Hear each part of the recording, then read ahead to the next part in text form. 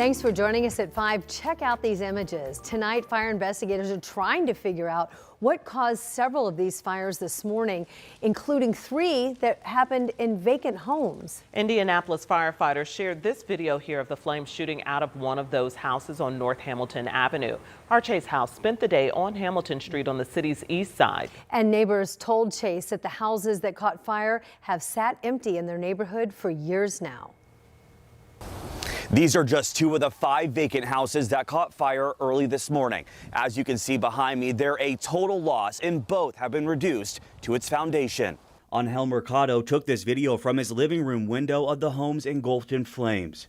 He says while the 2 homes were vacant, people have certainly been living there. I've seen them carrying groceries to the place. I've seen them order food, have delivered to the house, whatnot. An egg carton, juice, and plastic bottles are just some of the trash you can see scattered in the front yard. Greg Buck has been living on Hamilton Avenue for 11 years and says he just called the mayor's action line last week to let them know someone had gotten inside one of the homes yet again. They come out here, Business and Neighborhood Services does, and documents and reports it to the owner. According to the city's Department of Business and Neighborhood Services, they've received several complaints for both properties over the last year. One complaint took place in August, stating there were 7 to 10 people squatting in and outside the home.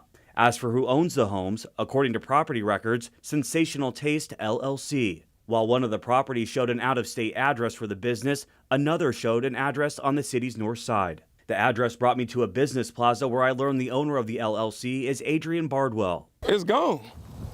Both of them? Yeah. He agreed to meet me at the location of his properties and says he bought the houses to build back the neighborhood. Bardwell says he comes out to the houses every week to kick people out of them.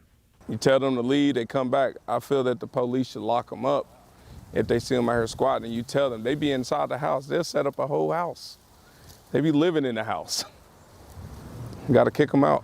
It just gets old. And while the flames may have been hot enough to melt the side of this car, neighbors are still heated over the mess they're left to look at, and that the houses weren't turned into homes.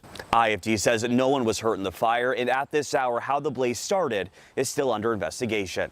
Reporting here in Indianapolis, Chase Howell, 13 News. Thank you, Chase. Also tonight, we're getting a new look at yet another fire that forced a family of 5 out of their home.